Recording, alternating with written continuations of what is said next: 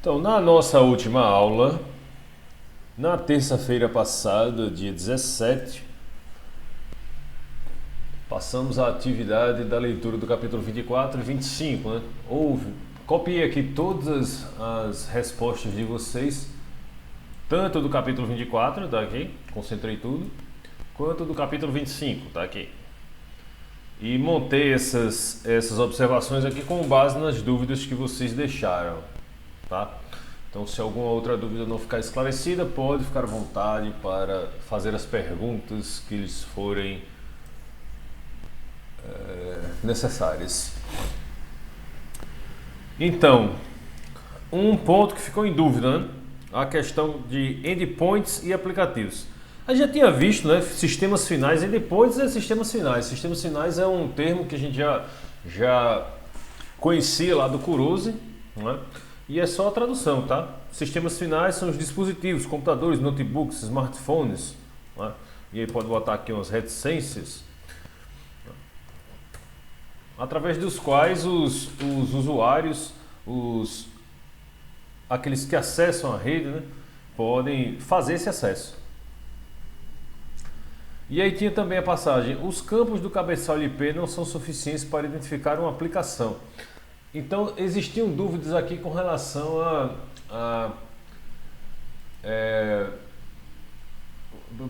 deixa eu ver aqui, explicar o paradigma de conexão arbitrária. E por que é que os protocolos de camada de transporte não possuem informações para identificar esses endpoints, né? A criação dos modelos de referência em camadas é justamente para separar as funcionalidades. E pessoal, algo muito importante, tá? Algo muito importante. As funcionalidades das camadas são proporcionadas pelos campos dos cabeçalhos de cada uma das camadas. Então, diz uma característica aí da camada de transporte. Pode falar no áudio, pode falar no chat. Diz aí, uma característica da camada de transporte. Foi as que vocês acabaram de estudar. Estou vendo aqui o chat. Fala aí uma característica da camada de transporte.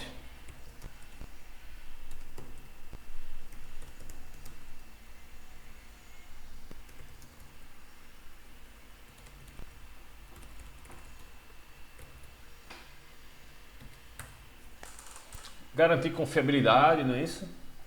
O que mais? O Ed também disse confiabilidade, Gustavo disse confiabilidade.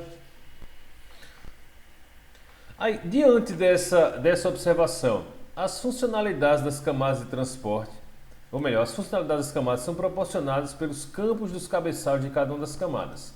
Então, se a confiabilidade é uma funcionalidade da camada de transporte, qual é o campo do cabeçalho de um protocolo de camada de transporte que oferece a funcionalidade de confiabilidade? Eu vou botar por escrito aqui, ó. Se a confiabilidade é uma funcionalidade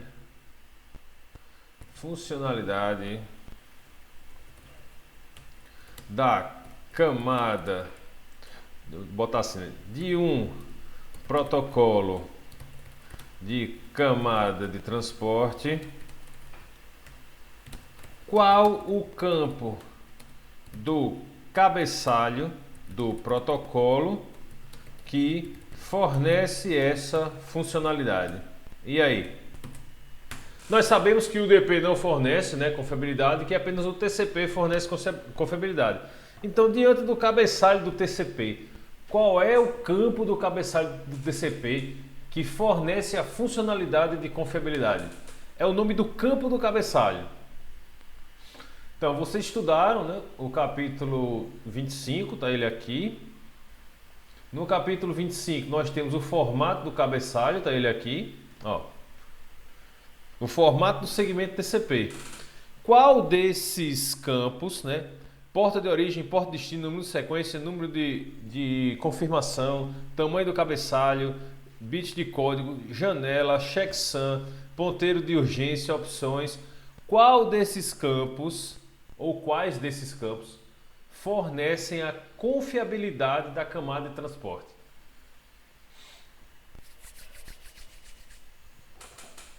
Seria o checksum? Seria. Mas vocês não disseram que estudaram, rapaz. Ninguém levantou essa dúvida aqui. Estou vendo aqui todas as respostas de vocês, concentrei aqui. Então, é uma pergunta simples, né? Qual é o campo que fornece confiabilidade? O Acknowledgement Number, ele confirma se foi recebido, não é isso? Então, o Acknowledgement Number, Acknowledgement quer dizer confirmação. Então, muita gente, eu estou com dúvida do que é Acknowledgement, estou com dúvida do que é Acknowledgement. Alguém traduziu a palavra Acknowledgement? Fala aí no chat. Chegou a traduzir a palavra Acknowledgement? Acknowledgement. Reconhecimento, confirmação, não é? Raniel disse que não com a reconhecimento, né, Joyce? No nosso contexto é confirmação, tá? Então, cada segmento, né, cada datagrama do TCP que é enviado, a gente vai ver isso mais na frente, né, é confirmado. E é assim que a gente garante a confiabilidade da camada de transporte. Então, diante do que foi exposto, né, no cabeçalho do TCP, está ele aqui, é o Acknowledgement Number responsável por fazer a confiabilidade. Cada pacote que você, cada segmento que você envia do remetente para o destinatário confirma o seu recebimento. Isso é que nem você observar o porteiro, né, de um prédio, um porteiro de um condomínio, recebendo uma encomenda. Cada vez que ele recebe uma encomenda, ele vai lá e assina, né? Aquilo ali ele confirmando que recebeu. É a mesma coisa aqui no TCP. Os segmentos que são encaminhados, os datagramas que são encaminhados, são confirmados para a origem. E é aí que é implementada a funcionalidade de confiabilidade na camada de transporte, né, dos modelos de referência. Segue o jogo aqui. Então, lembrem disso, tá, pessoal? As funcionalidades das camadas são proporcionadas pelos campos dos cabeçalhos de cada uma das camadas. Se a confiabilidade é uma funcionalidade do protocolo de camada de transporte, qual o campo do cabeçalho fornece essa funcionalidade? É o Acknowledgement, né? Acknowledgement. Que é justamente uma das dúvidas aí, uma das palavras que mais apareceu nas dúvidas de vocês, tá?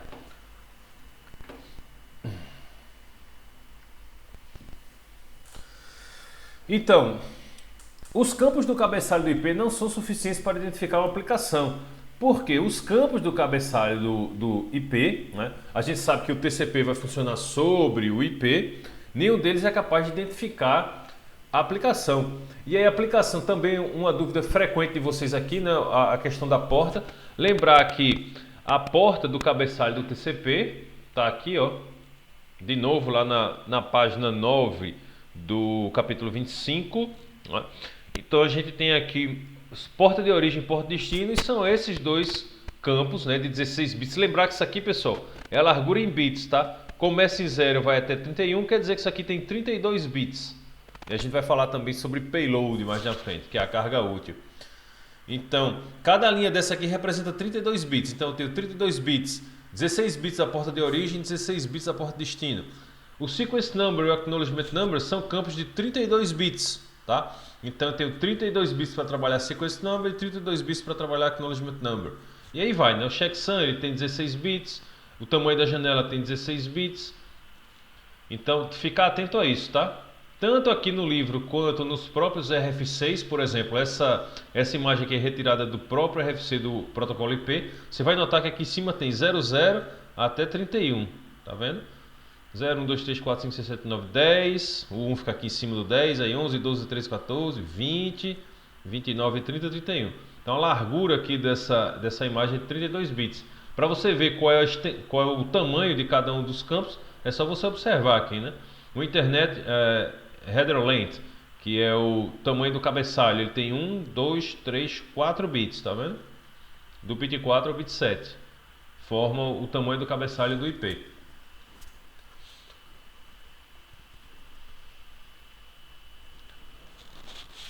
Então, como o cabeçalho do IP não tem dados suficientes para identificar uma aplicação, né, os campos do cabeçalho do IP e TCP possuem sim campos para identificação dessas aplicações. Quais são esses campos? São justamente o source port e o destination port. Source port e destination port. Destination port. Aqui, traduzindo, né, muito simples, porta de destino e porta de origem. Porta de destino e porta de origem.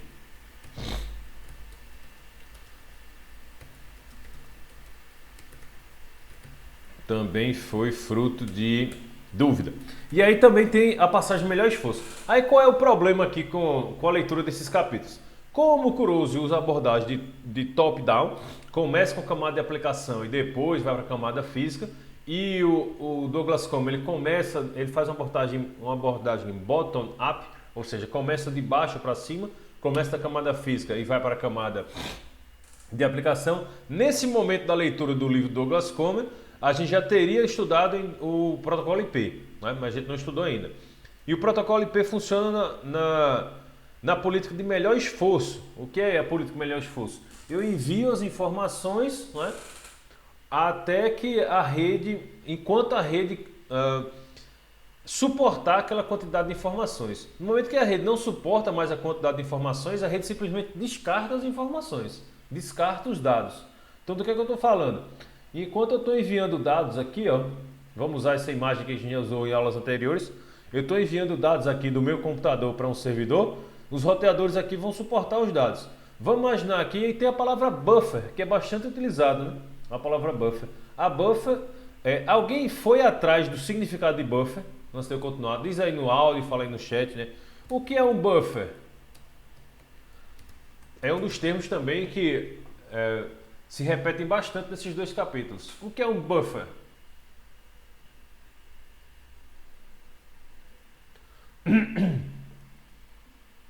O buffer tem tudo a ver com o estabelecimento de conexões TCP e também com o funcionamento da internet. O que é um buffer?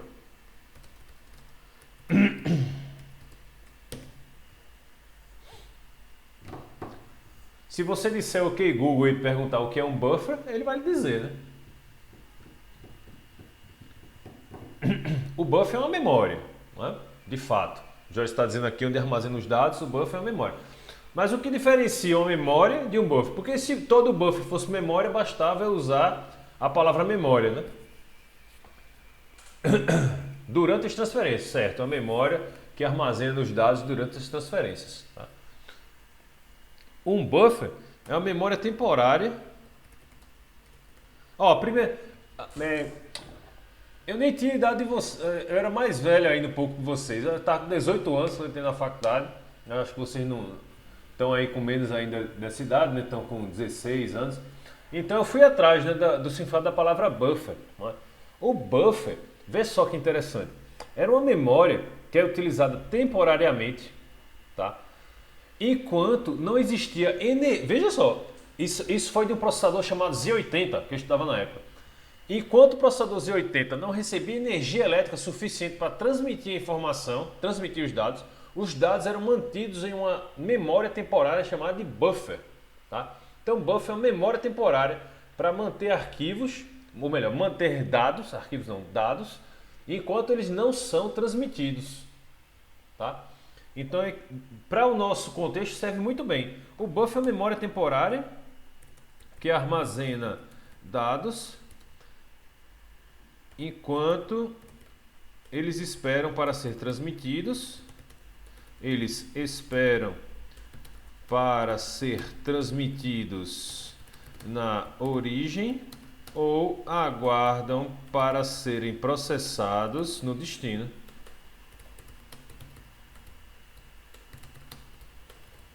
No destino. Pessoal, isso ficou claro? Respondem no chat. Ó, o que é um buffer? É uma memória temporária que armazena dados enquanto eles esperam para serem transmitidos na origem ou aguarda para serem processados no destino. Claro, aqui na origem eu vou transmitir os dados e quando eu chegar no destino eles serão processados, né? É uma sala de espera. Boa, né? É uma sala de espera. É isso aí, Ranil. Tá? Aí tecnicamente é isso. Uma memória temporária que armazena dados enquanto eles esperam para ser transmitidos na origem e aguarda para serem processados no destino. Tá? Então o buffer tem tudo a ver com o termo melhor esforço. Onde é que a gente observou o termo melhor esforço durante a leitura do capítulo 24? Alguém pode apontar aí a página? Vocês estão com o arquivo aberto? Estou com ele aberto aqui, ó. Tem até um erro de digitação, né? Vocês notaram isso aqui? Que nessa versão do livro colocaram aqui o PD e não o DP. Então aqui aparece o termo endpoint, não é? E eu não marquei aqui, melhor esforço, né? O DP oferece aos aplicativos as semânticas de entrega de melhor esforço, best effort. O UDP oferece aos aplicativos as mesmas semânticas de entrega do melhor esforço que o UIP. Então, o que significa o melhor esforço? Pessoal, agora que a gente domina a questão do que é um buffer, e a gente volta aqui na topologia e observa. Ora, se um quadro sai aqui, se um determinado pacote sai aqui da minha máquina, né, é encaminhada para poder chegar no servidor, ele vai passar por esses roteadores. Todos esses roteadores receberão esses pacotes e os armazenarão temporariamente? Sim ou não? Todos esses roteadores receberão esses pacotes e os armazenarão temporariamente? Pode responder no chat. Pode responder no áudio. Quando esse pacote sai aqui da minha máquina e vai até um servidor, como por exemplo o servidor do Google, cada roteador desse no caminho vai receber esse pacote. Cada roteador desse no caminho vai ou não armazenar esses pacotes temporariamente? Jonas disse que sim, né? Alex também concorda, Rainer também disse que sim, Camila disse que sim. Então, é coerente, né, eu imaginar que cada um desses roteadores aqui tem um buffer. Afinal de contas, ele está armazenando temporariamente o pacote enquanto ele é processado, enquanto ele vai ser encaminhado. Então, é coerente dizer que cada roteador desse ao longo do caminho tem um buffer. Tá? Então, pessoal, o que acontece se a memória de buffer desse roteador ficar cheia?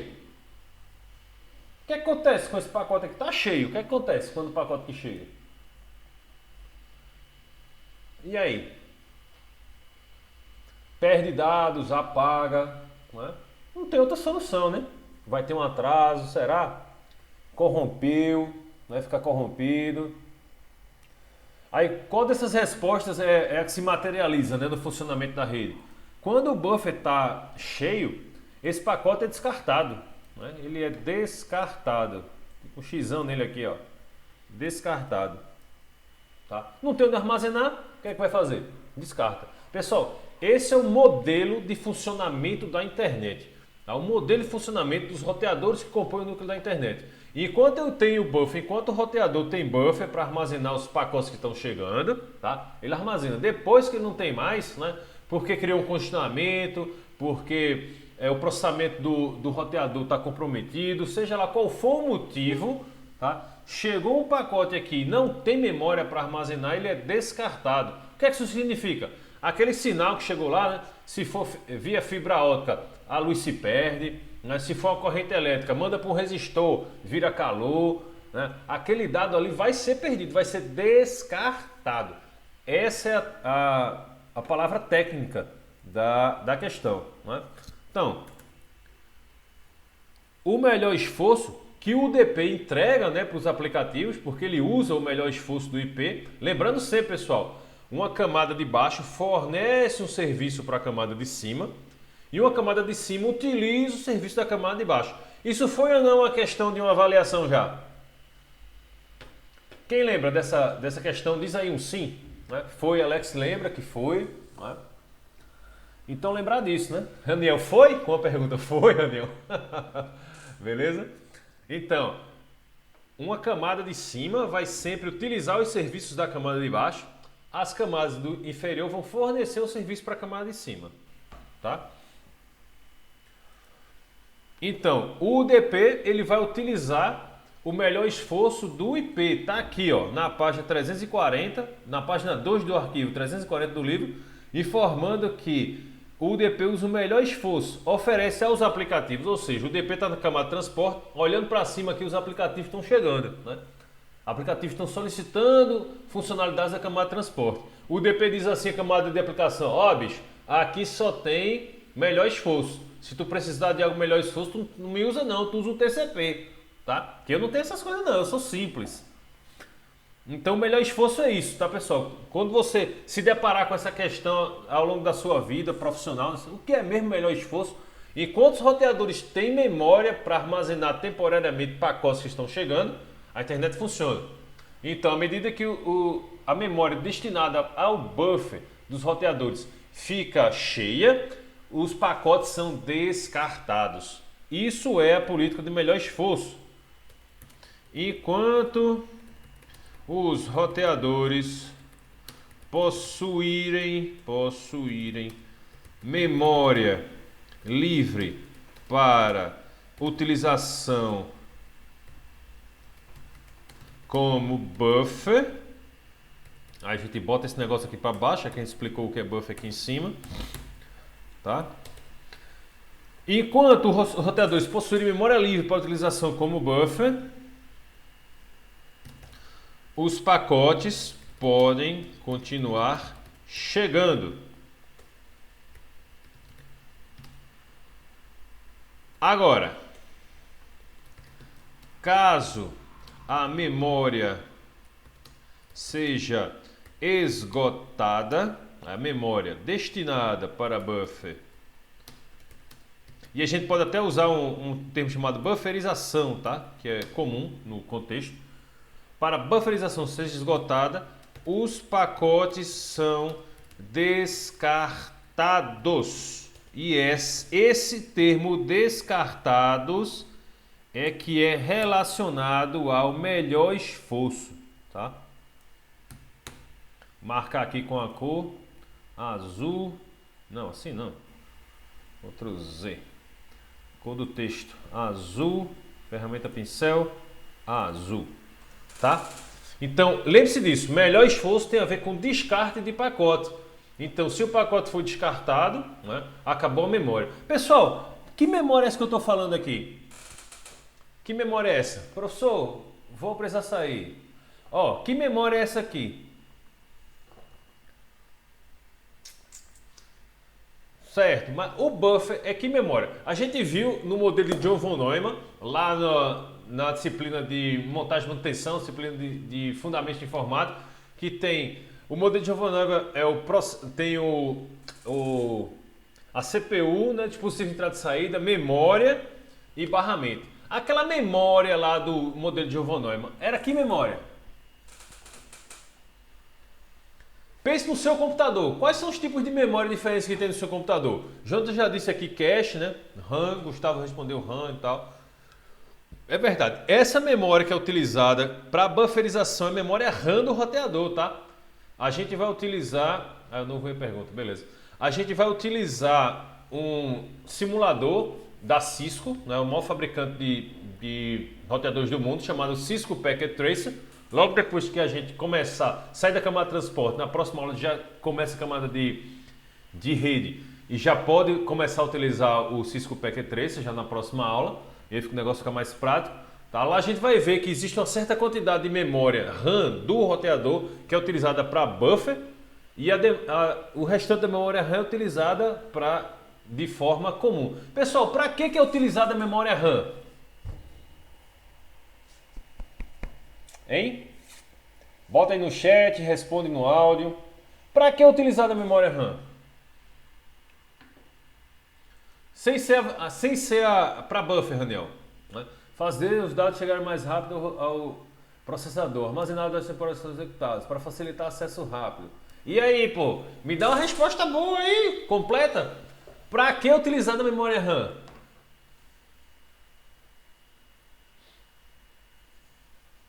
Mas é isso mesmo, do ponto de vista de acelerar a passagem dos dados, né, do disco rígido para o processador. A memória RAM ela é utilizada para armazenar processos, que são programas em execução, tá? Então lembra disso. A memória RAM é utilizada para armazenar processos, os programas em execução, os dados e instruções dos programas em execução ficam armazenados na memória RAM, tá? Então, por exemplo, tá aqui a janela do Meet, né? O Meet está na memória RAM, porque o navegador aqui está rodando o Meet, ele está na memória RAM do meu computador, tá? Porque é um programa em execução. Agora, se tem um programa que está parado, né? Que eu não inicializei o programa, ele não está na memória RAM. Ele está na memória persistente, está no disco rígido, né? Está no seu SSD, vai ficar na memória persistente. Então não esqueçam, pessoal, memória RAM armazena programas em execução, tá? Programa em execução igual a processo. E para isso que ela serve. Beleza. Então, havia dúvida também com relação a isso, tá, pessoal? Que é o melhor esforço, então não esqueçam, isso aqui é o melhor esforço. A gente vai estudar isso, né, na camada de rede, quando a gente chegar depois da camada de transporte. O que mais, né? Gerou dúvida, a sigla MTU, Maximal Transmission Unit. Se você apertar a tecla SAP, né, unidade máxima de transmissão.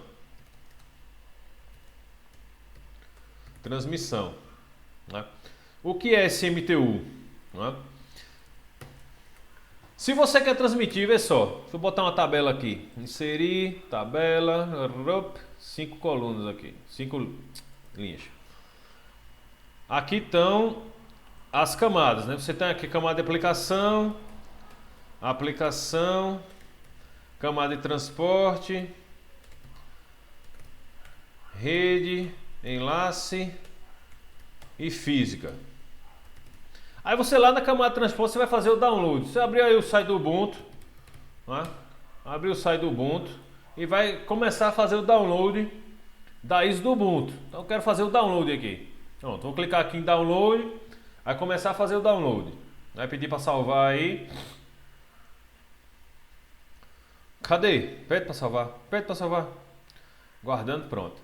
Aí ele vai botar aqui, download, 20, eu tenho um diretório aqui no meu computador que é só para salvar ISO. Isso está aqui. E vou baixar o arquivo do Ubuntu, tá? Então eu vou começar aqui, salvar. Vou baixar aqui o arquivo do Ubuntu. Aí tá aqui, ó, 2.7 GB. Conseguem ver que tem 2.7 GB aqui? Responde aí no chat. 2.7 GB, o tamanho do arquivo. Dá pra ver? Jonathan disse que não consegue ver não. Tá no celular. Garanta você que tem aqui 2.7 GB, tá? Eu vou parar aqui o download, que é para não ficar concorrendo aí com o tráfego do Meet, tá? Então eu tenho que transmitir 2.7 GB. Então, o arquivo que eu tenho que transmitir é de 2,7 GB. Eu pedi ele no meu navegador, lá em cima, tá? Mas aí, pessoal, aqui na camada de rede tem uma unidade chamada MTU, que é o Maximum Transfer Unit. Isso quer dizer o seguinte, que esses 2.7 GB terão que ser transmitidos em pacotes de 1.500 bytes, tá? 1.500 bytes, 1.5 bytes, kbit, tá? Então, ora, o MTU é a unidade de transmissão da camada de rede, tá? Então, o que isso quer dizer? Você mora em Arapiraca e estuda em Palmeira, no IF de Palmeira. E aí você vai ter que ter um ônibus para levar os alunos de Arapiraca para Palmeira. Ora, se cada ônibus só tem 40 vagas e você tem 120 alunos, quantos ônibus vão ser necessários para levar todos os alunos? Se tem 120 alunos e cada ônibus só tem 40 vagas, quantos ônibus serão necessários? 3, né? Muito óbvio, né? 3. Aqui é a mesma coisa, pessoal, tá? O tamanho do ônibus é o MTU. Então, quando chega aqui na camada de rede, tudo tem que ser transmitido em pacotes de 1.500 bytes, tá? Então, você vai ter que dividir o tamanho do seu arquivo, né, pela quantidade máxima do pacote que pode ser transmitido. Isso que é o MTU, o Maximal Transfer Unit, unidade máxima de transmissão. 1.500 é o padrão, tá? Dos sistemas operacionais, tanto do Linux quanto do Windows. Então, você vai ter que dividir esse arquivo todo em pacotes de 1500 bytes. Isso aqui é o MTU. Ficou claro aí para quem estava em dúvida o que era o MTU? É muito simples. Tá? A gente vai estudar também, na reunião disse que ficou claro. A gente vai estudar também quando chegar na camada de rede, tá? Vai ver mais informações sobre isso. Lembrando, né? Existe essa questão de interpretação porque nesse momento no Douglas Commons já se estudou a camada de rede, tá? Interação arbitrária. Tem aqui, professor, eu não entendi o que é interação arbitrária. Vamos botar aqui na área do livro que tem a questão de interação arbitrária. Eu nem me lembro onde é que tem essa passagem. Ah, sim, é pela quantidade de contatos. Então, ó, interação arbitrária, você pode fazer aqui, ó, inserir desenho. Isso é muito simples, pessoal. Com o DP você pode fazer uma transmissão de uma origem para diversas, tá? Então tem uma origem aqui e tenho diversos destinos. Ctrl C, Ctrl V, Ctrl V. Então no DP, né, uma origem pode enviar informações, enviar pacotes para diversos destinos diferentes simultaneamente, tá? Esse daqui é o que seria o 1 para muitos. Cadê o texto? Esse daqui seria interação 1. Ele escreve como aqui no livro? 1 a muitos. 1 a muitos. Tá? E aí existem alguns termos, né, que são se originam desse tipo de informação, tá? Aqui interação para muitos, que são unicast, multicast e broadcast. Isso gerou dúvidas também, tá? Unicast é quando envia informação de origem para um destino. Então seria o tal do 1 para 1 aqui, tá? 1 para 1 seria o tráfego unicast. Eu envio informação para um destino. E vamos aqui para o nossa figura aqui. Então, ó, esse pacote aqui que saiu da minha máquina e foi até o servidor do Google, ele é um pacote de unicast, tá? Ele saiu de uma máquina e foi para um destino, tá? Agora, pode haver situações em que eu quero enviar mensagens para diversos destinos ao mesmo tempo. Então, ó, por exemplo, no tempo da Lan House, ainda existe Lan House na cidade de vocês? Respondendo no chat. Ainda existe Lan House na cidade de vocês? João disse que sim, né? Cícero também, né? Só que com o número reduzido de computadores para uso. Como antigamente tinha vários computadores, a pessoa pagar a hora e assistir não, mexer. Mexer, usar isso, né? Só que agora reduziu a quantidade, é um só, dois, só para fazer trabalho mais. Entendi. Mas para jogar igual antigamente tinha, fazer o que quisesse assim, igual antigamente. Tem não, né? Era 25 centavos a hora. Você lembra de 2014? Vontade de jogar. Era Call of Duty. É. Não, Counter-Strike. Counter-Strike. Ah, no meu tempo o nome do jogo era Contra 3. A gente jogava no Super Nintendo. Street Fighter, Mortal Kombat. Aí ia pra locadora, não era nem uma lan house, era locadora. Tinha locadora de cartucho de videogame, né? Que não era nem CD ainda no... Não era da minha época. Não, isso aí não é com vocês não. Sim, voltando aqui pro contexto, né? Aí quando tem lá na Lan House, tá chegando perto da hora de fechar. Aí o que acontece? Surge uma mensagem na tela assim, ó, tu só tem mais 15 minutos. Aconteceu com você isso aí, não? Não, né? Um exemplo que eu dei então foi uma fuleiragem. Porque se você é administrador aqui da... Raniel disse que não lembra. Se você é administrador aqui da Lan House, você tem diversos computadores aqui conectados. Estou tentando aqui reproduzir. C, Ctrl V. Então, vai chegando a hora aí, aparece aqui a mensagem para os computadores. Então, você tem vários computadores que estão na Lan House, tá? O 1, o 2 e o 3. Mas nesse momento, somente o computador 1 e 2 estão com clientes. O computador 3 não está com cliente. Então, vai chegando a hora de fechar, Aí surge uma mensagem aqui na tela do computador. A gente vai fechar em 15 minutos, tá? Aí essa mensagem é enviada apenas para o computador 1 e para o computador 2, já que o computador 3 não tem nenhum cliente nela. Então, pessoal, quando o tráfego é enviado para um subconjunto de todos os computadores na rede, a gente diz que o tráfego é enviado em multicast, tá? Unicast é de 1 para 1. Multicast é para um subconjunto de todos os dispositivos. Ficou claro isso aí? Diferença entre unicast e broadcast? Então diz que sim. Então, o tráfego enviado de um... Aí eu vou botar sistema final, tá, pessoal? Porque computador, notebook, smartphone, né? Aí sistema final, ele é o termo genérico aí, né? De um sistema final para outro sistema final. Já no multicast,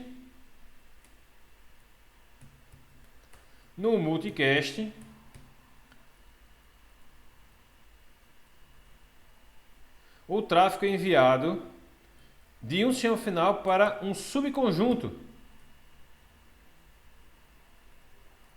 Um subconjunto de todos os sistemas finais. E o broadcast para fechar? Mas vê, pessoal, se o unicast 1 para 1, multicast é de 1 para o subconjunto, broadcast vai ser como? Por indução aí.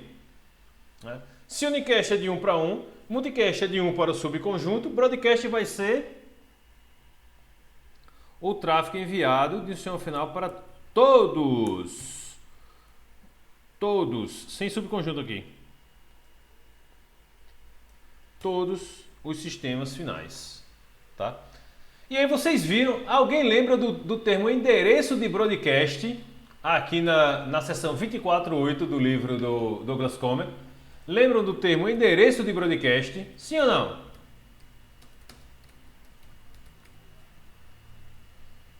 Diz que não. Endereço de broadcast. Deixa eu mostrar aqui, ó. Na seção 24.8, ó.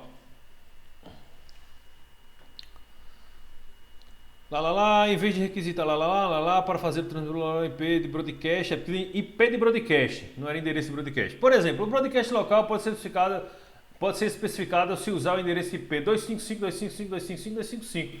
Pessoal, quando você quer enviar informação para todos os dispositivos na rede, você envia para o endereço de broadcast, que é 255.255.255.255, tá? Esse é o endereço de broadcast mais abrangente que existe, tá? A gente vai aprender mais na frente o que é realmente o endereço de broadcast. Mas se você quiser enviar informações para todos os dispositivos da rede, né, para todos eles, você vai enviar para o endereço 255.255.255.255. Se eu colocar aqui, ó, o endereço 255.255.255.255 nesse pacote aqui, tá? Saindo dessa máquina, todos os dispositivos nessa rede vão receber informação, tá? Porque esse é o endereço de broadcast. Quando eu quero atingir todos, eu mando para esse endereço. A gente vai aprender muito mais detalhes quando tiver no capítulo de redes, tá? Então, tinha essa dúvida também do que era unicast, multicast, broadcast. Unicast de 1 para 1, multicast de 1 para um subconjunto, broadcast de 1 para todos. E aí, pessoal, teve muitas dúvidas com relação ao cabeçalho do UDP, essa questão de cabeçalho, carregamento, eficiência, né? Deixa eu botar aqui o cabeçalho do UDP. Tá aqui o cabeçalho do UDP. O cabeçalho do UDP é bem mais sucinto do que o cabeçalho do TCP, né? Ele só tem 4 campos: porta de origem, porta de destino, tamanho da mensagem, checksum, né? Que é verificação de erro. Então, pessoal, a gente lembra que o MTU aqui é de 1500 bytes, né? E veio para transmitir esses 1500 bytes, tá? A camada de transporte, ele vai acrescentar, lembra que tem 32 bits aqui de largura, não é? 32 bits de largura. Então, aqui só, ó, isso é que nem quando você Tá numa colheita, né? Imagina, a gente está aí próximo à região agrícola, né? Então tem colheita, né? Tem a colheita de milho na época do São João. Então, quando você vai fazer o transporte do milho, né? Você vai transportar lá 5 toneladas de milho no caminhão, né? Aí você vai ter um gasto de combustível, né? Dependendo do peso, você vai gastar uma certa quantidade de combustível. Você concorda que quando o caminhão está vazio, ele consome menos combustível do que quando ele está carregado? Sim ou não? Não é óbvio? Mas responde aí. Vai interagir aqui. Quando o caminhão está vazio, ele vai consumir menos combustível do que quando ele está carregado. É ou não é verdade? Responda, molesta. Sim, sim, sim, sim. Eu vou botar também aqui. Sim, é verdade. Mas não faz sentido isso, não é? Óbvio. Não é óbvio. Aqui é a mesma coisa, pô. Payload quer dizer isso, né? A carga útil. Quer dizer o seguinte, né? Para transmitir os dados do cliente, ou seja, para transmitir aquele arquivo lá do Ubuntu, tá? Eu vou ter que transmitir os arquivos, os dados dos cabeçalhos também. Então eu vou ter que transmitir dado do cabeçalho da camada de aplicação, vou ter que transmitir dado do cabeçalho da camada de transporte, vou ter que transmitir dado do cabeçalho da camada de rede, vou ter que transmitir dado do cabeçalho da camada de enlace, tá? Então tudo isso é uma sobrecarga. Por quê? Assim como eu gasto combustível só para carregar o peso do próprio caminhão, ele descarregado, né? Eu também vou gastar largura de banda da internet só para carregar os dados, para transmitir os dados. Eu não consigo transmitir os dados se eu não transmito dados sobre esses dados, ou seja, informações que fazem com que as funcionalidades das camadas sejam implementadas. Então, para transmitir os dados, o arquivo do Ubuntu, eu também tenho que transmitir todos os cabeçalhos. O payload, pessoal, é a carga útil, ou seja, é o milho, é o arquivo do Ubuntu, é aquilo que os dados, a largura de banda está transmitida de dados efetivos, tá? Em contrapartida, eu tenho que levar também os dados do cabeçalho, né, dos cabeçalhos, que seria igual ao peso do caminhão. Então, eu tenho um custo, não é, em dados, em largura de banda, para transmitir a carga útil. Payload, carregamento, tá? São os dados efetivos da camada de aplicação, o que eu quero transmitir, tá? Sendo que o total de dados transmitidos vai ser os cabeçalhos mais a carga útil, mais o payload. Isso, igual você comprar um celular 32 GB e já vem com 8 GB com memória de sistema. Exatamente, né? A indústria não faz sentido. Mas é o custo de funcionamento, né? Como é que você ia transportar o milho se você não carregasse junto o peso do caminhão? Então é a mesma coisa, né? Não tem como escapar. Então lembrar disso, pessoal, tá? Quando encontrar a palavra payload, quer dizer a carga útil, tá? O carregamento. Os dados efetivos que o usuário quer transmitir, né? Além deles, eu também transmito os dados da camada ou melhor, os dados dos cabeçalhos. Olha o exemplo, né? No cabeçalho do UDP, vê só. No cabeçalho do UDP, eu vou transmitir, ó, 32 mais 32, 64 bits, tá? Então, cada vez que eu uso, vê só, cada pacote. Então, eu tenho aqui, ó, 2.7 GB na camada de aplicação do arquivo do Ubuntu, tá? E eu tenho que dividir em pacotes de 1500 bytes, ou melhor, 1500 bits. Foi mal aqui, tá? Bits. Agora eu fiquei em dúvida, tá? Se é bits ou bytes. Bora checar aqui. MTU.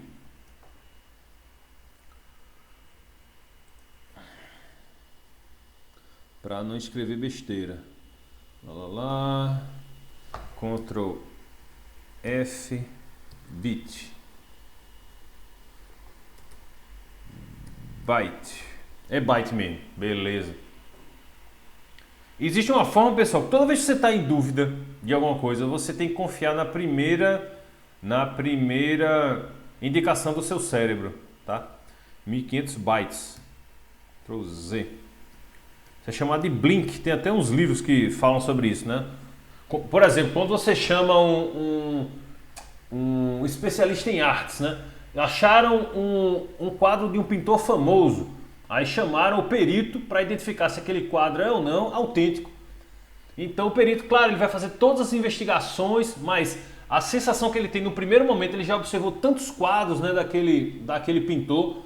A sensação que ele tem no primeiro momento é que ele deve mais se alicerçar, né, naquela primeira impressão. Então realmente era bytes, né? Se é bytes aqui, esse negócio é bem maiúsculo. Isso. 1500 bytes. Então você vai ter que dividir, né? Então, ó, só para transmitir o segmento do DP, eu vou usar 2 bytes aqui, ó. 2 não, 8 bytes, tá?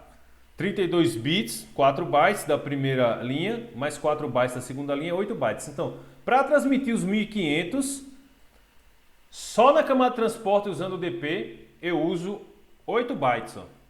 O DP tenho que usar 8 bytes.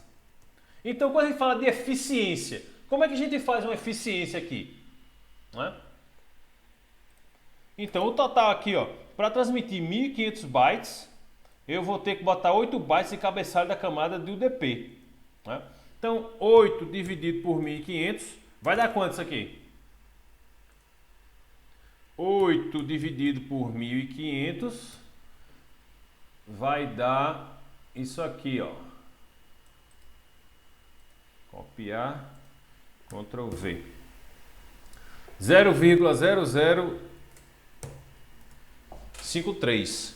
Ou seja, né, existe uma sobrecarga aqui de 0,53% somente de cabeçalho. Só do UDP. O que é que isso quer dizer? Né? Que 0,53% da largura de banda que eu tenho, veja só, 0,5% da largura de banda que eu tenho é gasta apenas para transportar o cabeçalho do DP. Então, ó, tudo aquilo que tu paga para o provedor, né? 0,5% do que tu tá pagando é só para transmitir o cabeçalho do DP. Ainda tem o cabeçalho do IP, ainda tem o cabeçalho da camada de aplicação, ainda tem o cabeçalho da camada de enlace. Então veja, né? Essa que é a questão da eficiência, tá, pessoal? Ficou essa palavra aí com dúvida, eficiência. Eficiência é isso, né? Quanto de carga útil, né, da largura de banda eu estou transmitindo, quanto efetivamente vai de carga útil e quanto vai de meta-informação. Isso é chamado de metadado. Dados sobre os dados. Né? Então, para implementar as funcionalidades das camadas, eu preciso transmitir os cabeçalhos. E aí, se você somar todos os cabeçalhos aqui, você vai ter a eficiência total da sua largura de banda em uso. Tá? Pessoal, isso é confuso.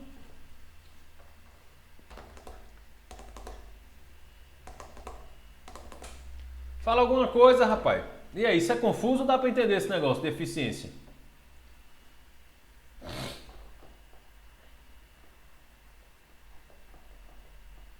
Jota disse que deu para entender, tranquilo, não entendeu? Sim, 4 bytes, né? Mas são duas linhas, tá? Lembra que são duas linhas. Ó, tem a primeira linha e a segunda. A primeira são as portas, a segunda é o tamanho da mensagem e o checksum. Aí como são duas, são 8 bytes. Beleza, beleza. Tá? Então, é aí que você calcula a eficiência, né, da sua largura de banda. Quanto você está transmitindo de dados efetivos do payload, né, do carregamento, payload. Cadê o payload? Payload aqui embaixo, tá? E quanto você está levando de cabeçalho. Por isso que eu coloquei aqui, tá? Cabeçalho versus carregamento, que é o payload. A eficiência é o percentual de largura de banda contratada que está efetivamente sendo utilizada para transmitir os dados.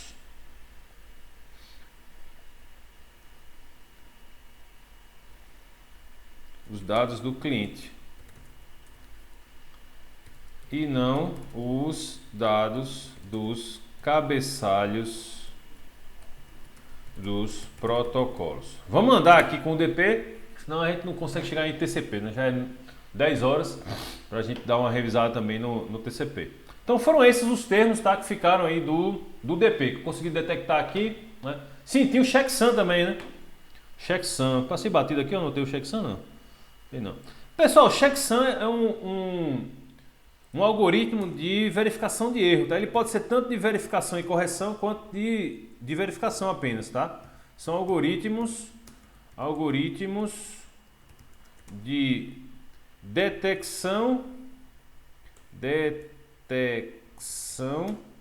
e ou correção de erros, tá? Então, o checksum, esse campo aqui checksum, tanto no TCP quanto no UDP, os dois têm o checksum. Cadê o cabeçalho do UDP? Tá aqui o UDP checksum, tá? Ele vai contar, vai fazer um cálculo matemático com base no padrão de bits, tá? Quando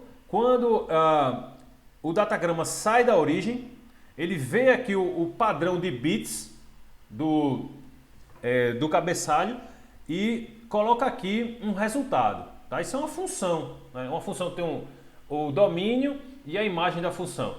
Então ele vai ter aqui um conjunto de bits que ele vai enviar. Por exemplo, para ser bem rápido, tá? 0011, 0011.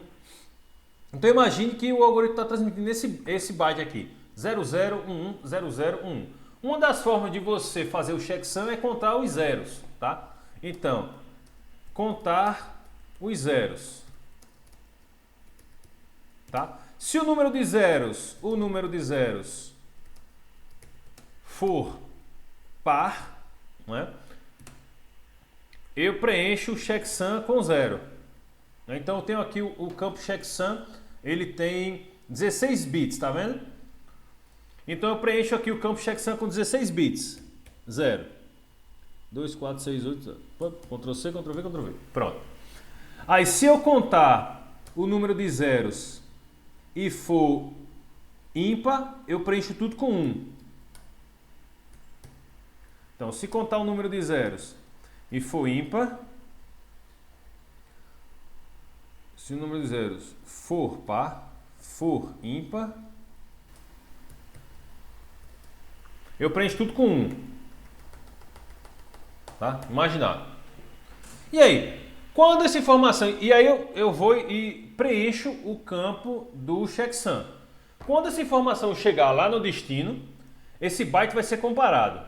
Tá? Então esse aqui saiu da origem e foi transmitido para o destino. Transmitido. Aí tá aqui, transmitindo. Ao chegar lá no destino, transmitindo. Droga. Chegou lá no destino, ele chegou bonitinho, do mesmo jeito. O byte que saiu daqui chegou no destino do mesmo jeito. Né? Chegou no destino do mesmo jeito, eu vou conferir aqui. Né? Nesse caso aqui, o número de zeros é par, tá? Eu preenchi o checksum tudo com 0 e chegou lá no destino, eu conto de novo o número de zeros. É par? É par. O checksum está todo com 0? Tá. Então quer dizer que isso aqui não houve corrupção. Mas vamos imaginar que houve uma corrupção de dados. Esse segundo bit aqui, em vez de 0, chegou 1. Ah, agora o número de bits, ele é ímpar. Mas o checksum está todo 0. Aí ele vai dizer, pô, velho, lá na origem estão dizendo para mim que saiu tudo 0. Ou seja, que tem um número par de bits 0. Mas aqui eu estou observando que tem um número ímpar de bits 0. Alguma coisa aconteceu durante a transmissão. Esse byte chegou corrompido. Se ele chegou corrompido, eu vou descartar, né? E se for TCP, eu peço para retransmitir. Se for UDP, a aplicação tem que se virar. Então, checksum, pessoal, esse daqui é o algoritmo mais simples, tá? De checksum. Na internet não funciona assim, funciona ele mais complicado, tá? Tem uma operação chamada o exclusivo, que é utilizado para essa operação de checksum. Mas como não é nosso objetivo explicar aqui o funcionamento da operação de checksum em si, para que ela serve, tá? Eu espero que tenha ficado claro para que serve o checksum. Por isso que chama soma, tá, pessoal? Soma de verificação, porque ele soma a quantidade de bits 0, tá? Daí que vem o nome. Soma de verificação, checksum. Pessoal, deu para compreender, né? O objetivo é só entender que o checksum serve para fazer uma verificação de erro, tá? E esse é o algoritmo mais simples utilizado para fazer essa verificação. Então esse aí é o checksum. Isso aí vai funcionar tanto para o UDP quanto para o TCP.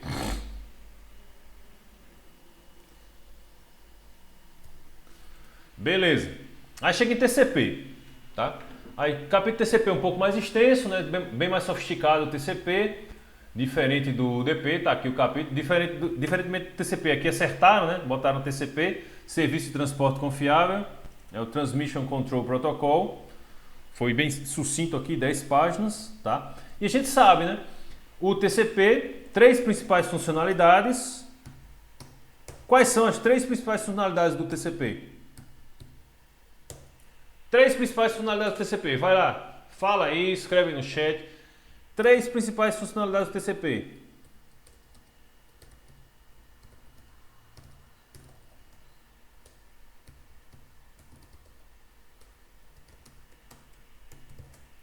Não é a primeira vez, não é a segunda, nem a terceira vez que a gente fala disso, tá, pessoal? 3 principais funcionalidades do TCP. E aí? Bora, rapaz! Boa, confiabilidade. Essa era batata, né? Confiabilidade. 2, bora! A hora. Faltam 14 minutos só pra gente cobrir o capítulo TCP. Vamos lá. Confiabilidade. Controle de fluxo, beleza. De fluxo. E a última... São os 3 Cs, né? Confiabilidade, controle de fluxo e... Opa, não, sem chutar. Controle de congestionamento. Mas, rapaz, vocês não estudaram o negócio. Congestionamento. Não é isso? Confiabilidade, controle de fluxo e congestionamento. Aqui o capítulo. Vamos lá, rodando aqui para baixo. Confiabilidade.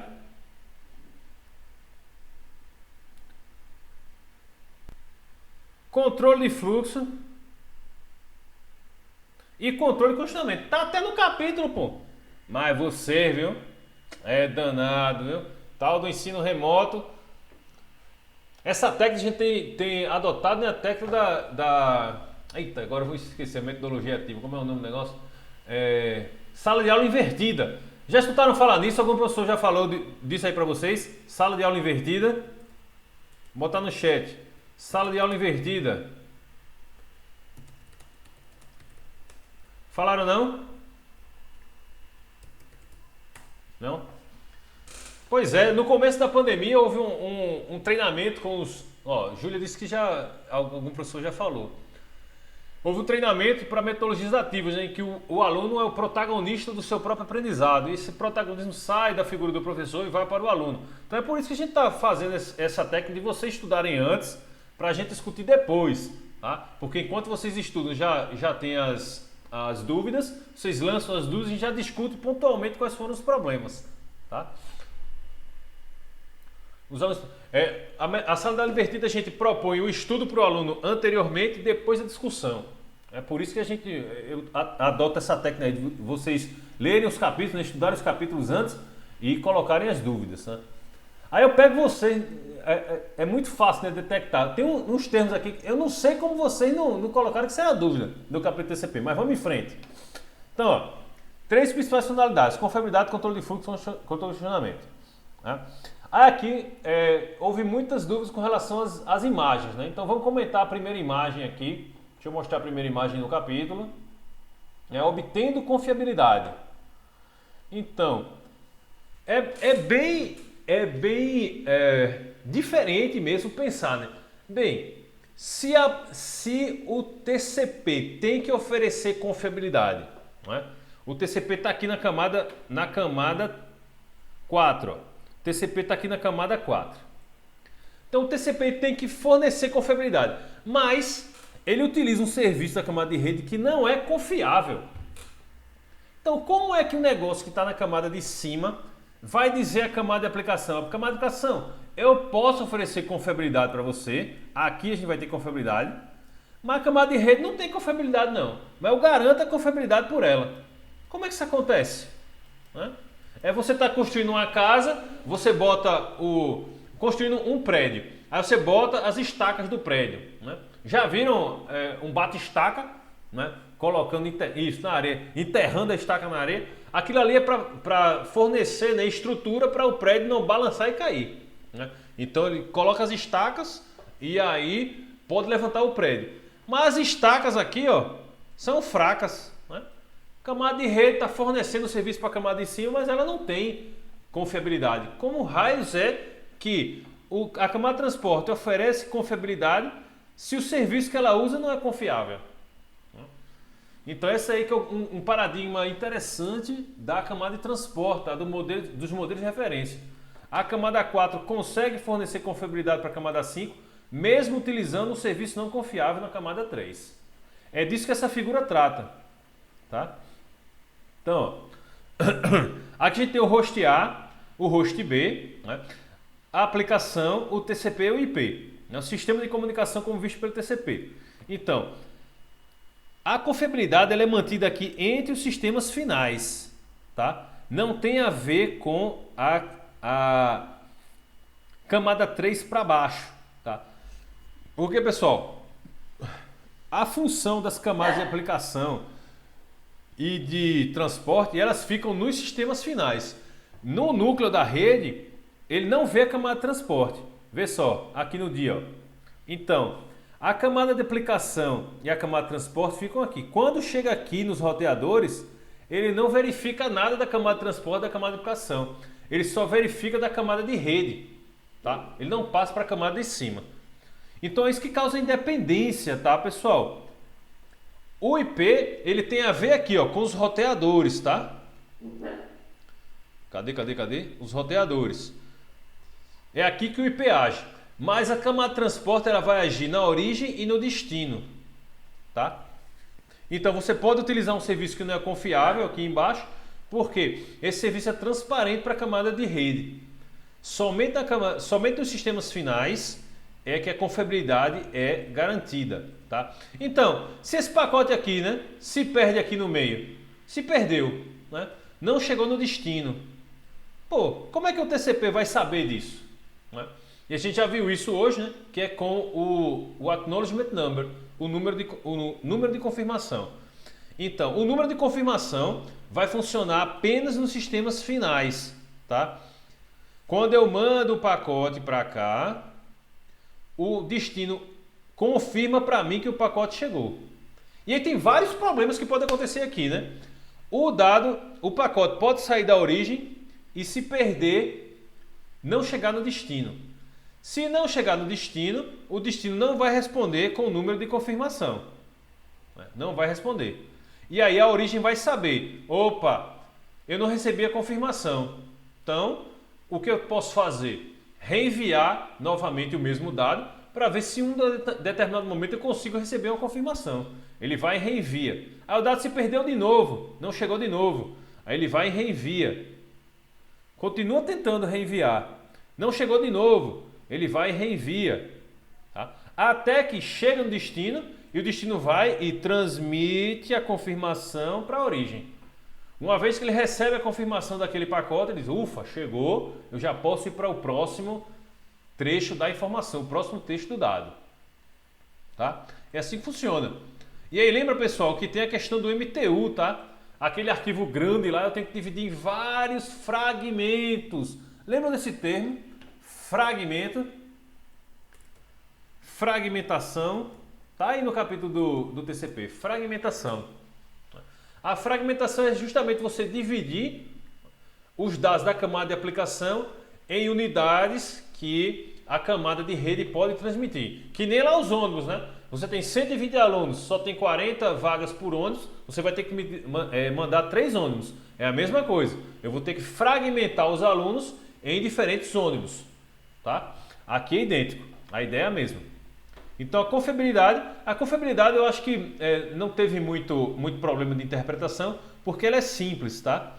Então a confiabilidade ela se dá no número de confirmação. Tá aqui, ó. Essa imagem ela mostra pra gente como a confiabilidade funciona. Então, evento no host 1, enviar a mensagem 1. Então vamos imaginar aqui que o host 1 seja esse computador e o host 2 seja esse servidor, tá? Vamos lá. Então enviei a primeira mensagem. Eu tenho 4 mensagens a enviar. 1, 2, 3, 4. Aí enviei a primeira. E chegou no servidor.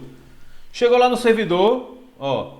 Chegou lá no servidor, ele diz: a mensagem foi recebida e eu envio um acknowledgement, confirmação. Eu confirmo que a mensagem foi recebida, tá? Deixa eu mudar a cor desse bicho aqui para ficar a confirmação. Verde, né? Verde, confirmar. Pronto. Aí mandei o primeiro pacote. Tá aqui. Uou, chegou. Aí esse bicho vai e envia a confirmação. Pum, chegou a confirmação. Tá? Envia o segundo pacote. Uou, chegou. Ele envia a confirmação. Pum, chegou a confirmação.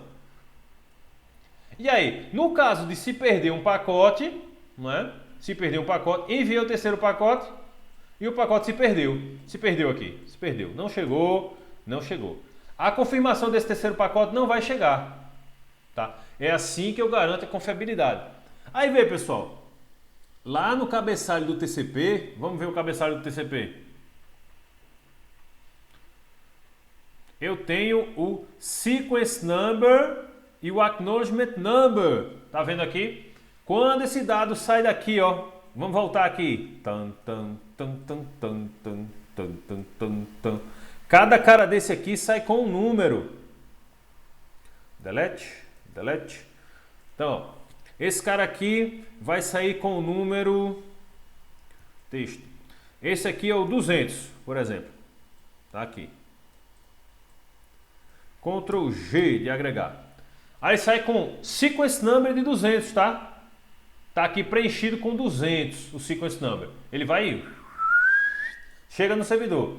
Quando chegou aqui no servidor, ele vai responder com a confirmação de que o 200 chegou. Aí ele vai responder aqui. Chegou o 200. Ctrl G. Aí ele vai, chegou 200, tá? Isso vai se repetir para todos os datagramas. É assim que ele garante que sabe qual é o segmento que se perdeu, tá? Se um segmento se perde, ele sabe qual ele deve retransmitir, porque não vai ter chegado a confirmação daquele determinado número de segmento, do sequence number, número de sequência, tá? É simples assim, pessoal. Não é uma solução simples, né? Cada um que envia com o nome, não gostou desse nome, cada um que ele envia com o número e quando recebe a confirmação daquele número, tá? Então é assim que funciona a confirmação. A confirmação é um mecanismo simples de funcionamento do TCP, não é um dos mais sofisticados, tá? Aí vem a questão de... Aí vem, pessoal, uma passagem interessante que eu notei aqui, que ninguém comentou, né? Ninguém comentou. Aí vem. Voltar aqui. Tá cheio de termo aqui de estatística, rapaz. E ninguém disse nada. Mas como é que pode? Todo mundo sabe variância, todo mundo sabe desvio padrão, né? Deixa eu ver aqui onde é que tá o negócio mesmo. Deixa eu encontrar aqui a passagem. Lá. Múltiplos. Você. Pergunta. Local, rajada. Transição adaptativa. Trazer de volta. Pronto, tá aqui, ó. Na retransmissão adaptativa, né? Quando o pacote se perde, ele precisa ser retransmitido, né? Então, antes do TCP ser inventado, o protocolo de transporte usava um valor fixo para o atraso de retransmissão. Então, se ele se perde, né? Se o pacote se perde, eu tenho que esperar uma certa quantidade de tempo para reenviar. Porque tem dois problemas, né? Se esse tempo é muito curto, né, para retransmitir, então eu envio o segmento e espero a confirmação. Espera esse tempo aqui, ó. Espera esse tempo. Se esse tempo for muito curto, pode ser que não dê tempo suficiente do segmento trafegar durante toda a internet e da confirmação chegar. Se esse tempo for muito longo, né, pode ser que demore demais para eu detectar que o segmento foi perdido. Entenderam aí o problema? Se o tempo for curto, eu posso gerar retransmissões desnecessárias e congestionar a rede. Se o tempo for muito longo, a rede vai ficar ociosa e aí o serviço que é lá para o usuário pode não funcionar bem. Por exemplo, você está fazendo uma transmissão do Meet aqui, por exemplo, né? Então, se eu demoro muito para perceber que um determinado segmento foi perdido, né? Um pedaço do vídeo, um pedaço do áudio pode chegar atrasado ou pode não chegar. Então, o principal, dos principais desafios para o TCP é ajustar adequadamente o tempo de retransmissão, tá? E aí toda essa política de retransmissão, toda essa funcionalidade, essa sofisticação da retransmissão está sendo reportada aqui, tá? Com termos estatísticos na retransmissão datativa. Então tem aqui, ó, como o TCP pode monitorar os atrasos de interrede? Não pode conhecer os atrasos exatos para todas as partes de uma interrede. Pessoal, interrede aqui é para internet, tá? Porque infelizmente eles traduziram aqui net para rede. Toda vez que você observar o termo interrede, pense que ele está falando de internet, tá? Assim, o TCP estima, é uma estimação, tá? Ou seja, ele vai fazer uma aproximação do atraso de ida e volta, do round trip delay, para cada conexão ativa, medindo o tempo necessário para receber uma resposta. Então, cada vez que ele recebe uma resposta, uma confirmação, ele mede o tempo. Saiu o pacote 200 aqui, ó. Disparei o relógio. Disparei. Tan, tan, tan, tan, tan, tan, tan, tan, tan, tan, tan, tan, tan, tan. Apertei, né? Então, medi esse tempo. Mesma coisa para o 300. Saiu, foi, voltou o ACK do 300. Saiu, foi, voltou o ACK do próximo pacote. Então, eu fico medindo esses tempos, tá? Eu fico medindo esses tempos. E aí, a partir do momento que eu meço os tempos, né? Como o TCP envia pacotes e recebe acknowledge, eles geram uma sequência de estimativas de ida e volta e usam uma função estatística para produzir uma média ponderada. Aí passa um termo desse, ninguém fala nada sobre isso. E aí? Vocês sabem o que é média ponderada? Além de uma média ponderada, o TCP também o TCP mantém uma estimativa de variância e uma combinação linear da mediana estimada com a variância. Meu amigo, ninguém disse que não entendeu isso. Vai, fala para mim que tu entendeu. Ó, uma média, o TCP mantém uma estimativa da variância e uma combinação linear da mediana estimada com a variância quando computa o tempo no qual a retransmissão será necessária. Todo mundo entendeu isso aí, então? Não entendi, não é, cara? Mas ninguém disse, pô, que não entendeu no negócio lá. Consigo nem ler isso, né, Mariana? Pois é, o negócio é tão complicado, tu desiste e vai pro próximo parágrafo, não é não? Tinha que ter botado, rapaz, que não entendeu isso aqui. Né? Ó, combinação linear é uma teoria que você estuda em uma disciplina da faculdade chamada álgebra linear. Aí você vai ver o que é combinação linear, tá? Mas a variância a gente consegue estudar aqui agora, tá? Subentendi. É muito simples, tá, pessoal, o que é variância. Vê só, eu fiz um exemplo aqui para a gente conseguir entender fácil, tá? Deixa eu achar aqui a janela. Pronto. Então, ó, a gente viu que ele mede os tempos, né? Então eu coloquei aqui ó, alguns números de segmento, tá? O identificador do datagrama, que é o sequence number, e coloquei aqui os atrasos de ida e volta em milissegundos. Então, o primeiro foi e voltou em 10 milissegundos, tá? O primeiro, 200, foi e voltou em 10. Aí eu medi outros aqui. O segundo foi 12, o terceiro foi 45, o quarto foi 33 e o quinto foi 102, tá? Então, eu tenho esses tempos de ida e volta. Como é que eu calculo essa estatística chamada de variância, tá? É usando isso aqui, ó, a variância. A variância vai ser o primeiro valor menos a média ao quadrado, tá aqui, ó, 10 foi o primeiro e eu já fiz a média aqui, tá, pessoal? A média desses tempos, ó, já coloquei aqui, ó, deixa eu mostrar aqui para vocês. Já fiz, ó, 10 mais 45, 10 mais 12 mais 45 mais 33 mais 102 dividido por 5, tá? Fiz a média. Aí a média dá 40,4. Aí eu coloquei essa média aqui já, tá? 40,4.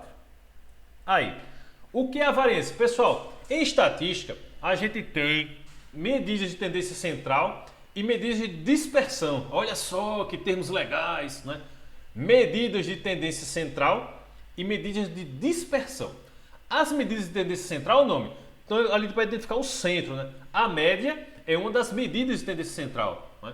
A média, né, você calcula sua média. Então você tirou 10 na primeira prova, tirou 8 na segunda, sua média é 9. Está ali no meio, né? A média está ali no meio, né? Aí você tem a mediana e tem a moda, que são outras medidas de tendência central. E você tem medidas de dispersão como a variância. A variância vai dizer quanto está se distanciando do centro, entendeu? Quanto está se distanciando. Existem medidas que medem o centro e medidas que medem quanto você está se distanciando do centro. Uma delas é a variância. Tá? Então tá aqui, ó. Essa é a forma para calcular a variância. Tá? Então eu pego o primeiro valor, subtraio. Esse x com barra aqui em cima é a média, tá? Subtraio da média e elevo ao quadrado. Faço isso para todos eles e divido pelo número de amostras menos 1. Nesse caso aqui eu tenho 5 medições. Então o n vai ser 5, eu divido por n menos 1. Aí, essa daqui é a variância. Eu não acabei de calcular aqui não, tá? Vamos montar essa fórmula aqui no Python para a gente determinar o resultado. Terminal, aula. Vamos lá. Então a gente vai ter, ó, parênteses, 10 menos 40,4 elevado ao quadrado. Como é que eu elevo ao quadrado em Python?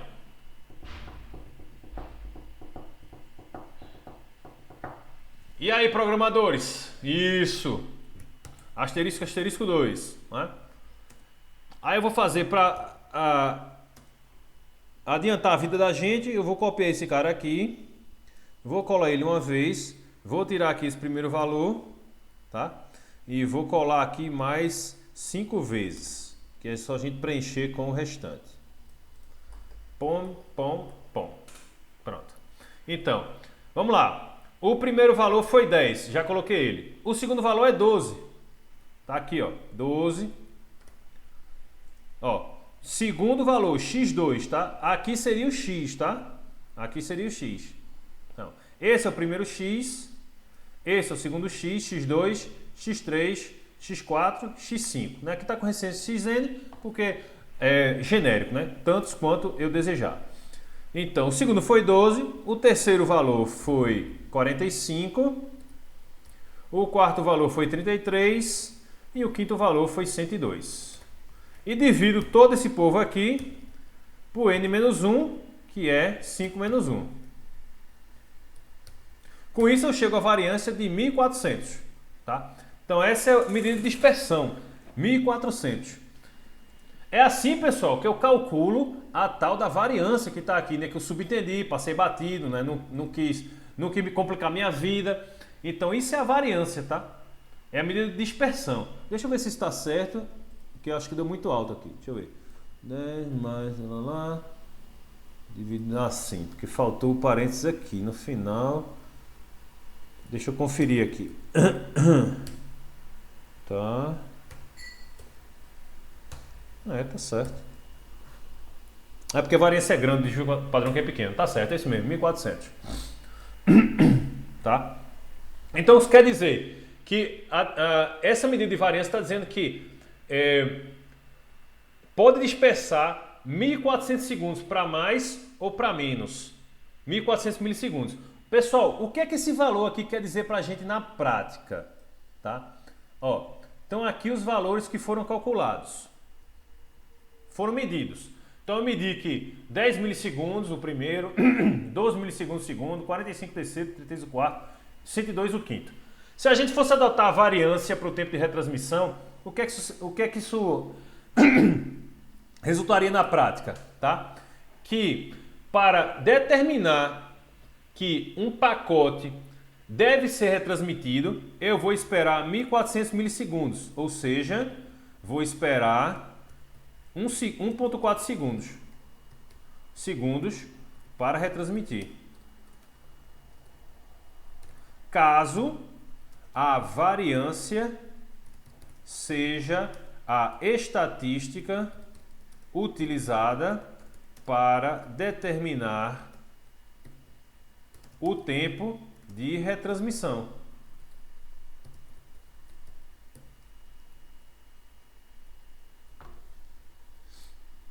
O TCP deve aguardar 1,4 segundo para retransmitir caso a variância seja estatística utilizada para determinar o tempo de retransmissão. Pessoal, ficou mais claro isso aí? Porque pelo menos a gente sabe, né? Combinação linear a gente não vai conseguir ver agora, porque realmente uma técnica matemática um pouco mais demorada para explicar. Mas a variância é isso, tá? Então, pessoal, se eu passar um exemplo desse aqui e pedir, utilizando a variância como estatística, quantos milissegundos o TCP teria que esperar para realizar a retransmissão? Vocês vão conseguir responder?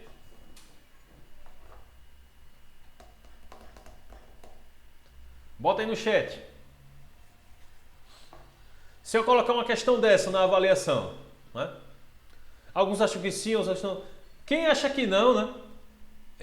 Vê isso aqui de novo, faça o cálculo, você vai ver que não é nada complicado. Isso aqui é uma expressão que a gente aprendeu, ó, sem exagero. Essa expressão aqui, esse tipo de expressão, a gente aprendeu na sétima série, pô. É só resolver, tá ligado? Só resolver. Né? Potenciação é o assunto da sétima série. A gente aprende expressão na quinta, né? Na minha época que era quinta, agora com vocês a alfabetização foi primeira série, eu não sei mais, né? Mas veja aqui como essa fórmula foi montada. Deixa eu colocar aqui, né? O valor aqui total vai ser 1400.3 1400.3 deve aguardar aproximadamente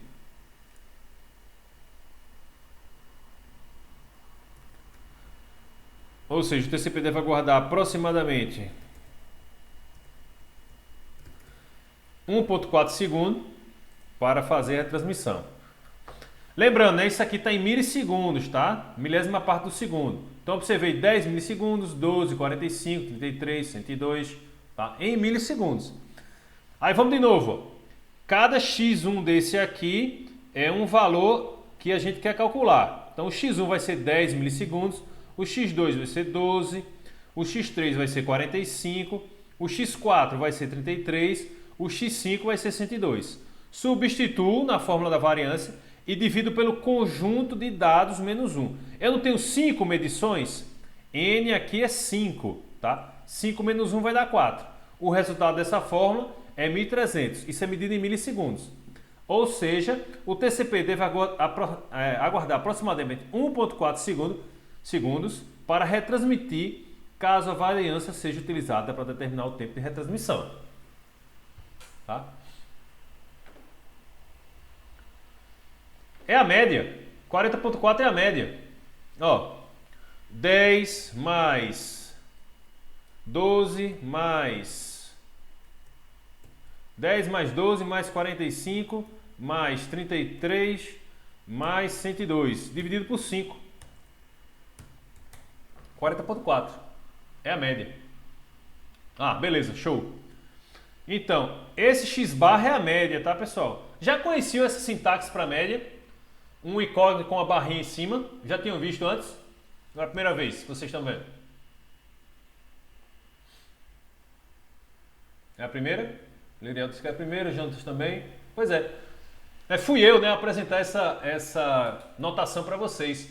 Né? Quando você tem um incógnito com a barrazinha em cima, isso significa a média daquele valor. Tá? Daqui para frente vocês já sabem o que significa. Então é assim que a gente calcula a variância, tá?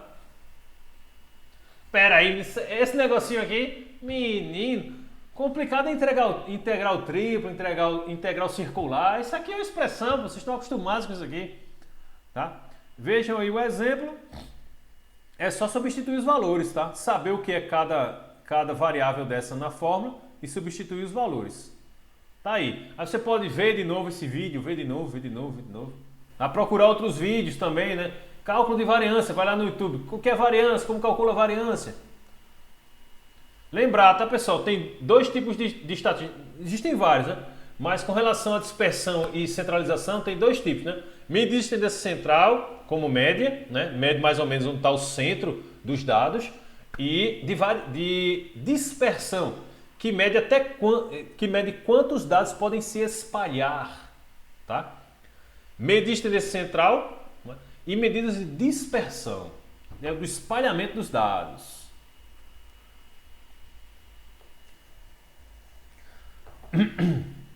E aqui está essa última imagem para a gente finalizar, que é do controle. A gente falou sobre controle de fluxo, tá?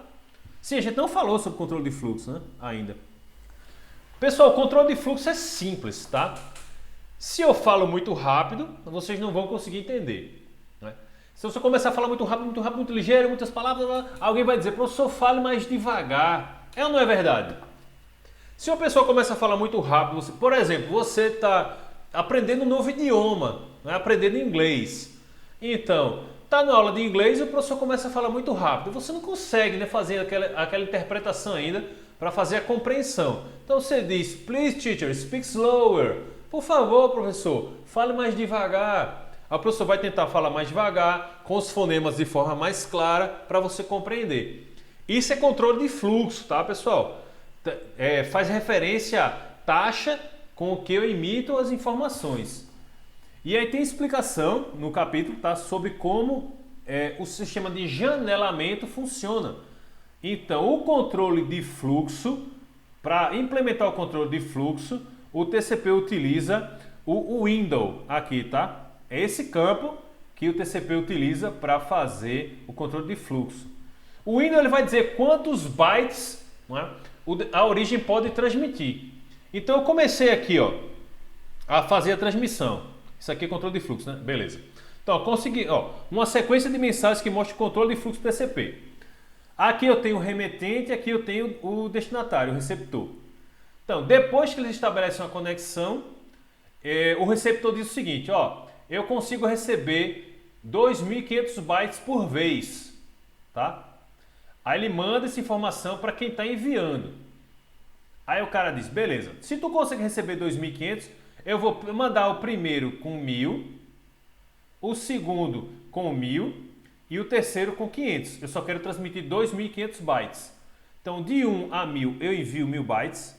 De 1.001 a 2.000 eu envio mais 1.000 bytes. De 1.001 a 2.500 eu envio mais 500 bytes. E aí eu chego, eu tinha a minha janela aqui, eu consigo, o meu buffer tem 2.500 bytes, recebi 1.500, né? Só restou 1.000, recebi mais 1.000, só restou 500, recebi mais 500, resta 0 agora, tá? Então, agora o remetente vai esperar ele mandar uma próxima confirmação com o tamanho do buffer. Então ele leu aqui 2.000, agora ele só tem dos 2.500, ele já processou 2.000 e só restou 500. Aí ele vai dizer, agora eu só consigo... aqui até 2.500, janela 2.000. Aplicativo lê. Então, ele já leu 2.000 e ainda não leu 500. Então o tamanho da janela, que era 2.500, agora só tem 2.000. Lembra do melhor esforço? Lembra do tamanho do buffer?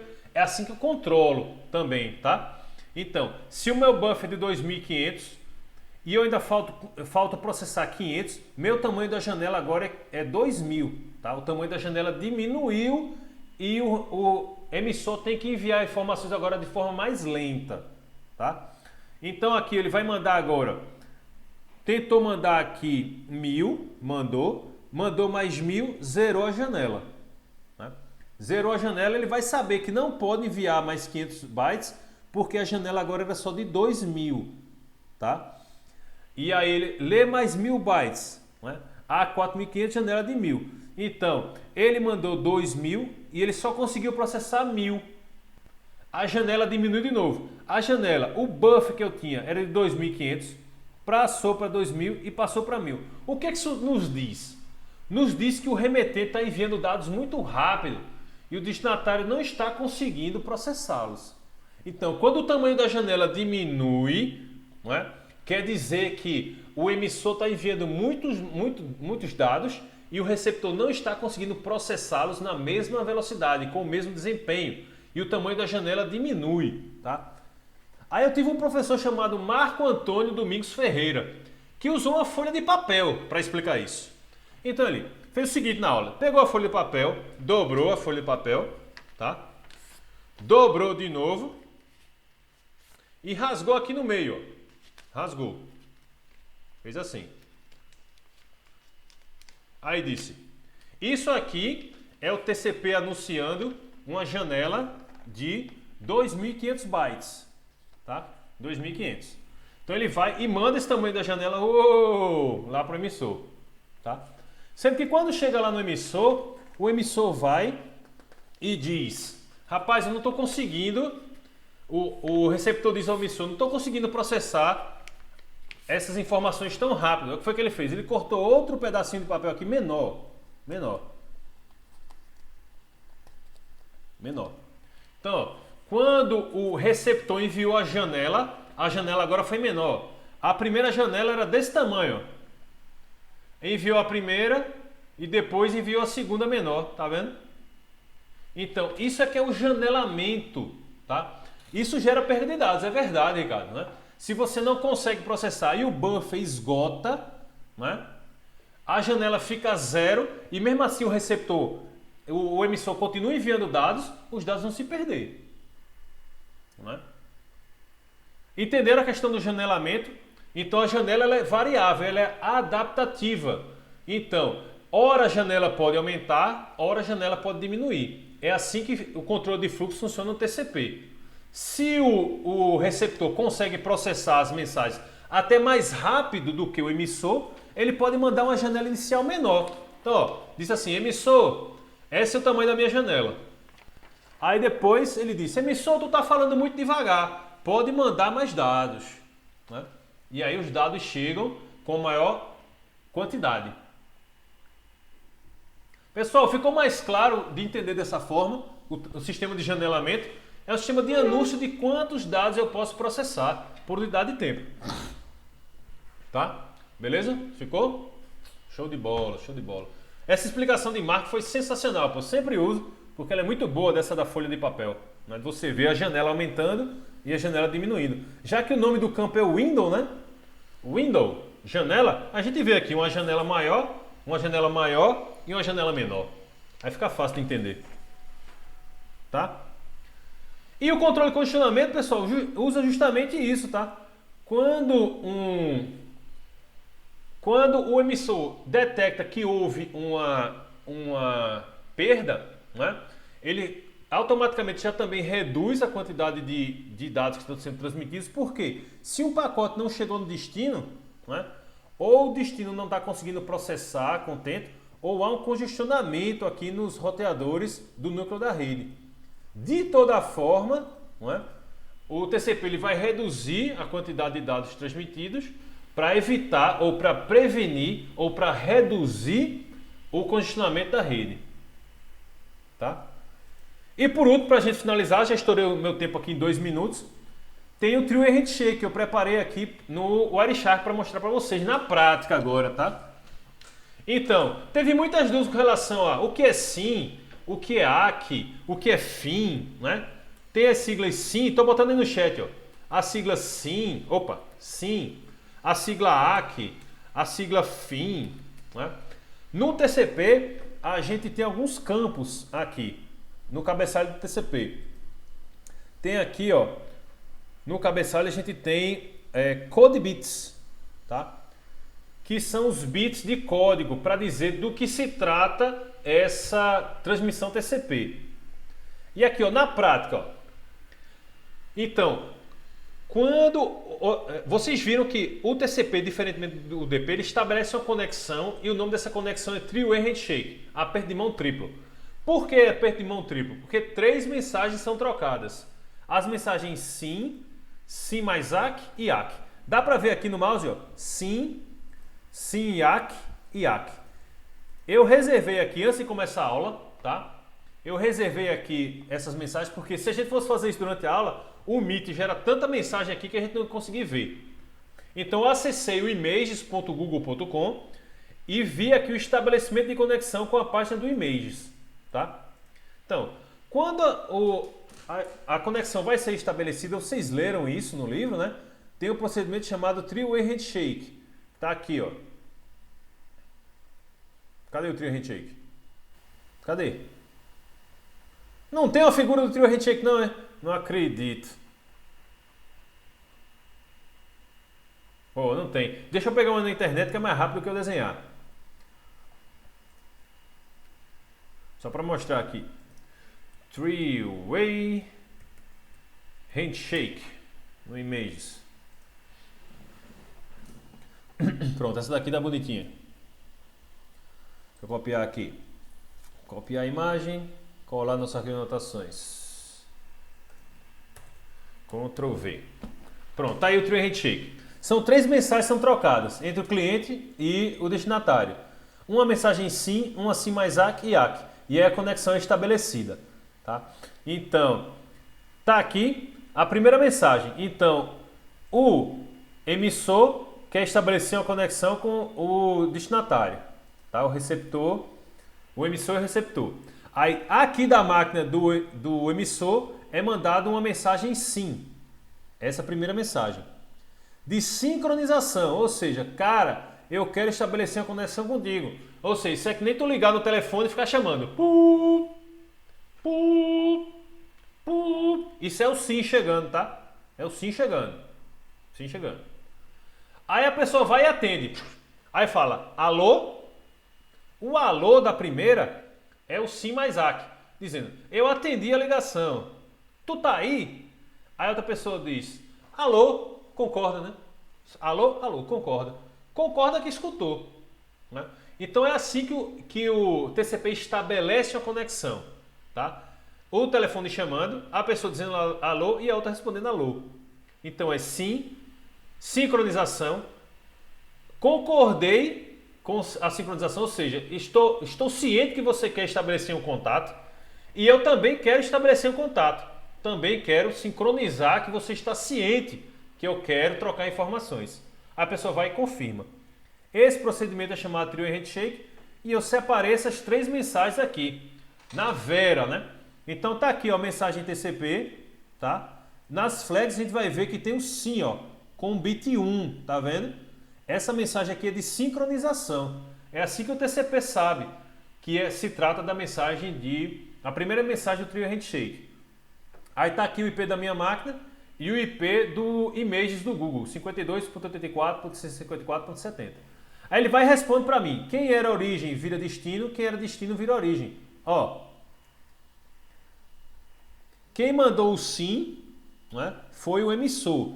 O IP do emissor é esse aqui, 192.168.0.106. O IP do destinatário é esse aqui, ó, 52.84.154.70. Agora, quem origina a mensagem SYN mais ACK? É quem recebeu o SYN. Então, ó, a origem agora é 52.84.154.70 e a gente clica nela aqui e a gente vai ver, ó, tem o acknowledgement e o SYN com o bit 1, tá vendo? Bit 1. O programador, né, do sistema operacional foi lá e disse, quando alguém receber um SYN, responda com SYN mais ACK e preencha o bit 1 aqui. Tá aqui, ó. Acknowledgement e SYN, bit 1. E por fim, estabelece a conexão com o ACK. Aí só o ACK vai setado. Tá vendo? Então isso aqui é o SYN, SYN mais ACK, ACK. É o procedimento de estabelecimento de conexão do TCP. Tá? Mesma coisa, pessoal. Também teve dúvida na finalização, né? A finalização graciosa do TCP. Que quando a conexão é encerrada, não é? Tem a finalização da conexão. O host 1 envia um sinal de finalize, não é? Mais acknowledgement, ele diz, estou concordando em finalizar, não é? Ele recebe, aí o host 2 também manda, né, um FIN mais ACK, ele recebe e ele concorda em finalizar. Então, da mesma forma que tem o Trio Handshake, não é? Também tem 3 trocas de mensagens para encerrar a conexão. Tá? E são essas 3. FIN mais ACK, FIN mais ACK, ACK. Tá? Então, é assim que o TCP abre uma conexão e encerra a conexão. Pessoal, no Trio Handshake, eles concordam sobre qual vai ser o tamanho da janela, tá? Aqui, ó, 502, tá vendo? O tamanho da janela. O emissor diz que vai mandar, ó, pode mandar 64 bytes, tá? O receptor diz que vai ser 65 e depois no ACK ele diz que vai começar com 502. Porque o TCP, ele não envia o tamanho da janela inteira de primeira. Ele sai testando e vai aumentando adaptativamente, tanto para controlar o fluxo quanto para controlar o congestionamento. Então, embora a janela seja muito maior, ele começa com um tamanho de janela menor e vai aumentando a quantidade de bytes transmitidos à medida que confirmações